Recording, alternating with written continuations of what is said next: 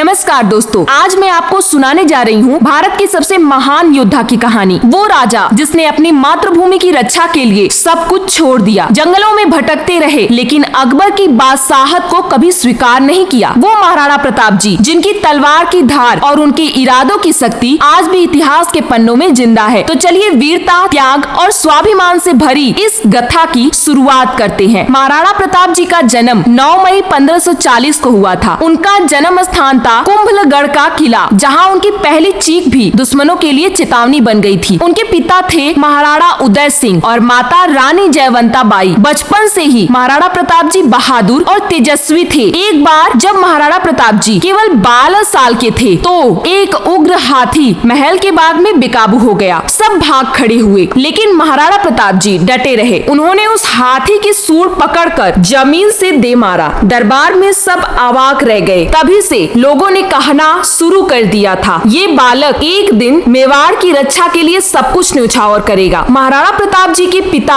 उदय सिंह ने मेवाड़ छोड़कर उदयपुर बसाया। उनके बाद उत्तराधिकारी के रूप में राणा प्रताप जी को गद्दी मिली। बाकी राजपूत राजा अकबर की अधीनता स्वीकार कर चुके थे, लेकिन महाराणा प्रताप जी ने कहा, मैं झुकना नहीं जानता, मेरा सिर कट सकता है लेकिन दुश्मनों के सामने झुकेगा नहीं। यही संकल्प उनके जीवन का आधार बन गया। 18 जून 1576 ये तारीख इतिहास में सुनहरे अक्षरों में दर्ज है। हल्दी घाटी में मेवाड़ के रणबांकुरों ने अकबर की विशाल मुगल सेना से टक्कर ली। महाराणा प्रताप के पास थे सिर्फ 20,000 सैनिक और सामने थे 80,000 से ज्यादा मुगल। महाराणा प्रताप जी चेतक पर सवार होकर मान सिंह की सेना पर टूट पड़े। चेतक ने घायल होने के बावजूद मान सिंह के हाथी रणमल्ल पर छलांग लगाई। यह छलांग 26 फीट लंबी थी और फिर चेतक महाराणा प्रताप जी को युद्ध क्षेत्र से सुरक्षित निकल लाया, लेकिन खुद गहरे घाव के कारण वहीं ढह गया था। महाराणा प्रताप ने अपने इस प्रिय साथी को गले लगाकर कहा, तू आज ना होता चेतक तो मैं भी ना होता। और आपने ये भी सुना ही होगा, रण बीच चौकड़ी भर भर कर चेतक बन गया निराला था। राणा प्रताप के घोड़े से पड़ गया हवा का पाला था। हल्दी घाटी युद्ध के बाद महाराणा प्रताप जी को जंगलों में रहना पड़ा। रानी और बच्चों को भूख लगती, लेकिन खाना नहीं होता। घास की रोटियां बनाई जाती। एक दिन उनका बेटा अमर सिंह घास की रोटी खाने जा रहा था, लेकिन रोटी गिर गई। बच्चा रो पड़ा। महाराणा प्रताप की आंखों में आंसू आ गए, लेकिन उसी वक्त भामा शाह उनके पास आए। उन्होंने कहा, राणा साहब ये धन लो और फिर से युद्ध करो। भामा शाह ने अपनी पूरी संपत्ति दे दी, इतनी कि 25,000 सैनिक सालों तक युद्ध लड़ सकते थे। दोस्तों, ये बात कम ही लोग जानते हैं कि महाराणा प्रताप जी की सेना में भील योद्धाओं की अहम भूमिका थी। भील सरदार